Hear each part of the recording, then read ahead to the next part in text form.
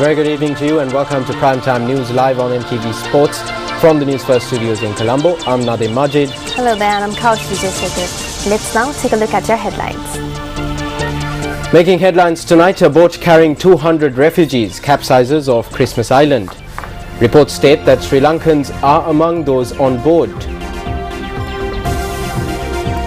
President Mahinda Rajapaksa says Sri Lanka can weather global economic shocks through domestic policies. Dust mites discovered inside a human ear for the first time.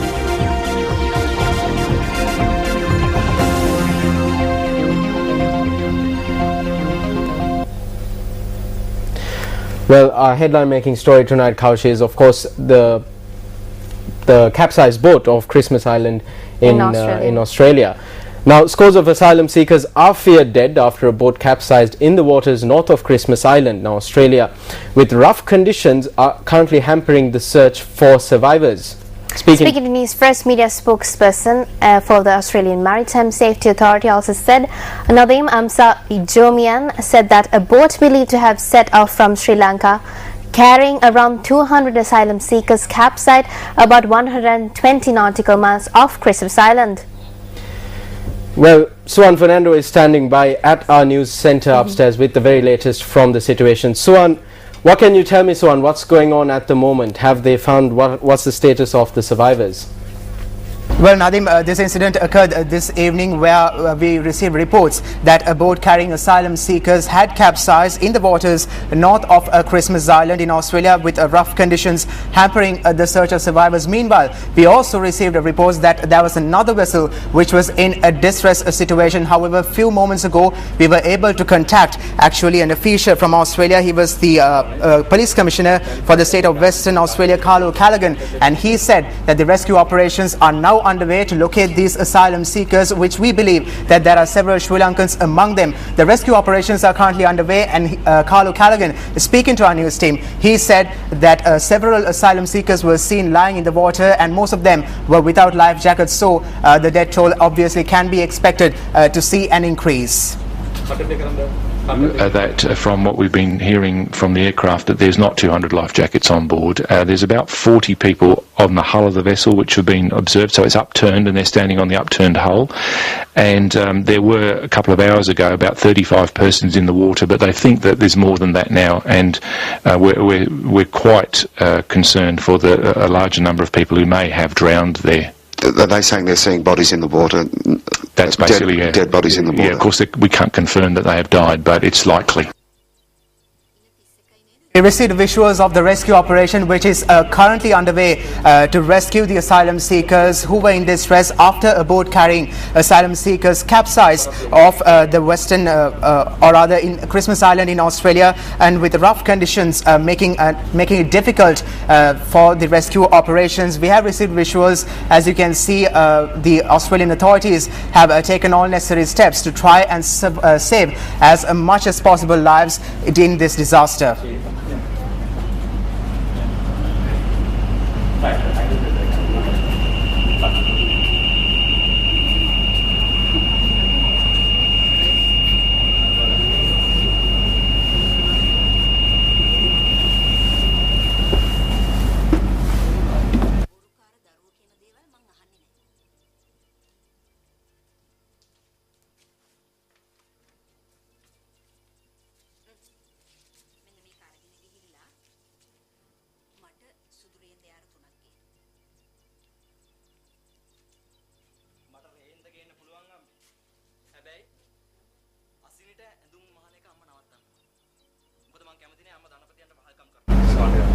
Well, as we brought you visuals, the rescue operation is currently underway to save the asylum seekers who were distressed, or rather who were injured in the boat accident, actually after a boat capsized near the Christmas Island in Australia. So as you can see, the asylum seekers were heading from Sri Lanka to Australia, and the Christmas Island is located here right near Indonesia. So although the Christmas Island is located near Indonesia, it belongs to Australia. So this is the normal route that asylum seekers are normally used to follow follow from Sri Lanka to Australia. So during this voyage itself is where the accident took place, where a boat capsized this evening, and several asylum seekers are reported to be dead in this incident. And according to reports that we obtained from Australia, Carl O'Callaghan, the Police Commissioner of Australia, he said that the rescue operations are currently underway and that several asylum seekers were seen floating in the waters without life jackets. So we, of course, at News First will continue to monitor the latest developments surrounding this story and keep you updated as and when it happens.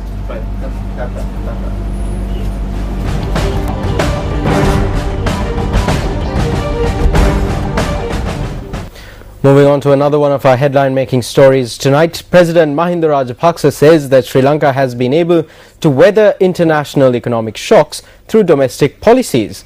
The President made this statement during the Rio Plus 20 summit, which commenced in Brazil yesterday. Many delegates that attended the event were of the opinion that sustainable development is the way to the future. State leaders had also focused their attention on the current global economic situation. Resources of a country, whether on land or in the oceans, belong to the people of that country. There should not be encroachment of these resources by external interests. Protection of the seabed and the ocean flow against damage by the use of environment unfriendly methods of fishing, such as bottom trawling, should be guaranteed by international law and practices. All nations must recognize the overriding principles of preventing abuse of the environment. After ending a 3 decades long terrorist conflict,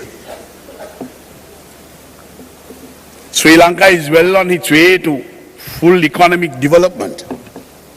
We have been able to weather the international economic shocks through domestic policies.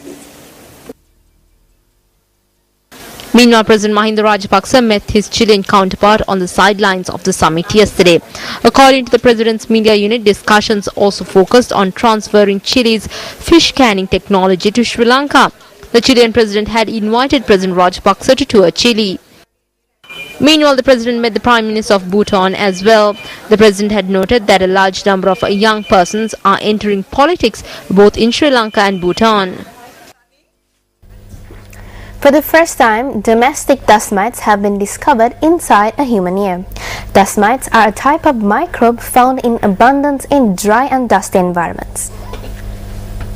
Dust mites were found recently in the ear of a patient who was being treated at the ENT or ear, nose and throat unit of the Nagoda Hospital. The Ministry of Health states that while the domestic dust mites do not spread infectious diseases, the feces of the insect could cause illnesses like asthma. Doctors say that as the mites are found in dusty and unclean environments, lack of personal hygiene could lead to increased risk. Recently, hundreds of dust mites were discovered on a mobile phone. Nevertheless, issuing a communique, the Ministry of Health states that it has not been established whether the mites had entered the patient's ear through a mobile phone. Well, it is said that a country can be judged by how well it looks after its children and elders. Now, going by this yardstick, how much importance has been given to the well-being of children and elders in society today? A report released by the US State Department highlighted some key issues such as child labor and human trafficking. Even though laws have been enacted to protect the rights of children, child abuse is rampant.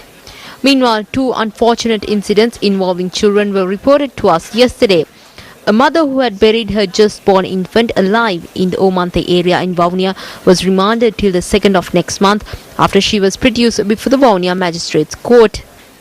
The suspect is a 29-year-old resident of the Kovil Punchikulam area in Omante. According to the police, the woman had given birth at the Vavuniya hospital and had later fled the hospital along with the infant. According to the police, the woman had gone home and buried the infant in her backyard. The woman had told her mother that the infant had died in hospital and that she had buried the dead infant. However, the woman's mother had inspected the burial site and found that the infant was alive. She had rushed the infant to the Vavuniya hospital. The suspect was later taken into police custody. Meanwhile, police arrested a woman in the Horogolla area in Paduka yesterday for giving birth to an infant and hiding it in a cabinet. According to the police media unit, the suspect was arrested after receiving a tip-off from a doctor at the Homagama hospital, where she had gone to obtain treatment. The body of the deceased infant was discovered inside a cabinet in the suspect's house. The suspect is currently receiving treatment at the Homagama hospital under police security. We inquired about the number of incidents relating to child abuse reported to the Police Children's and Women's Bureau over the past few years.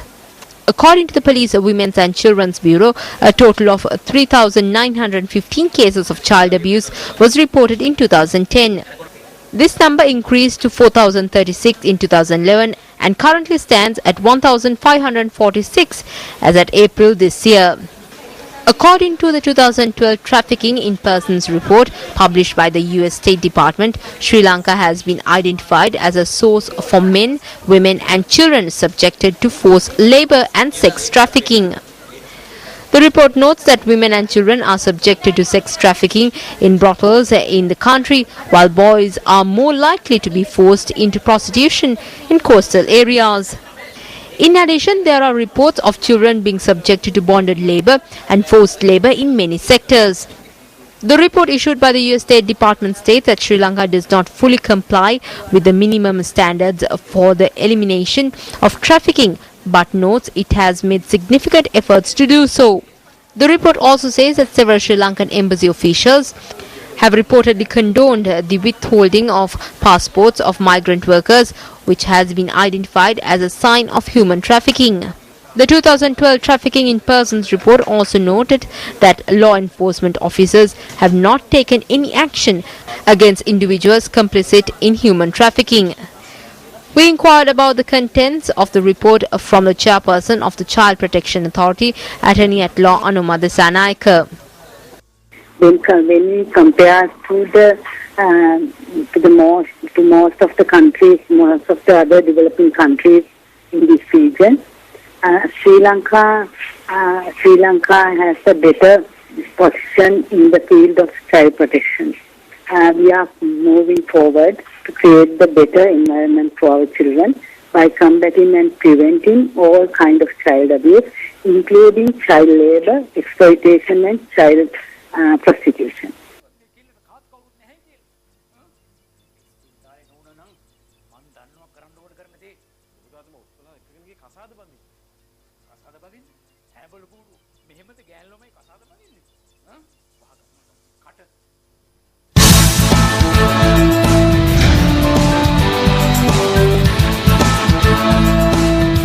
Well, in our developing story tonight, the police announced today that there are 5 warrants issued against Giganagamage Amara, alias Julampitia Amare.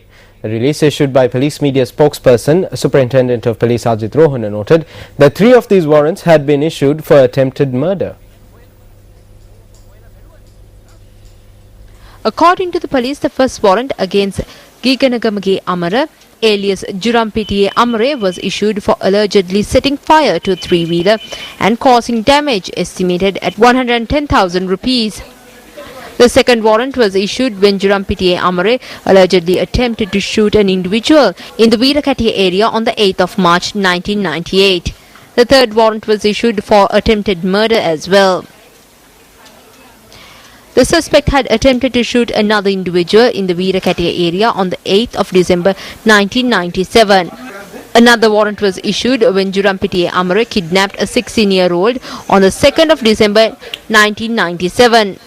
According to the release issued by police headquarters, the 5th warrant was issued for allegedly assaulting prison officials in Tangor, breaking into the armory, stealing firearms and ammunition as well as attempted murder.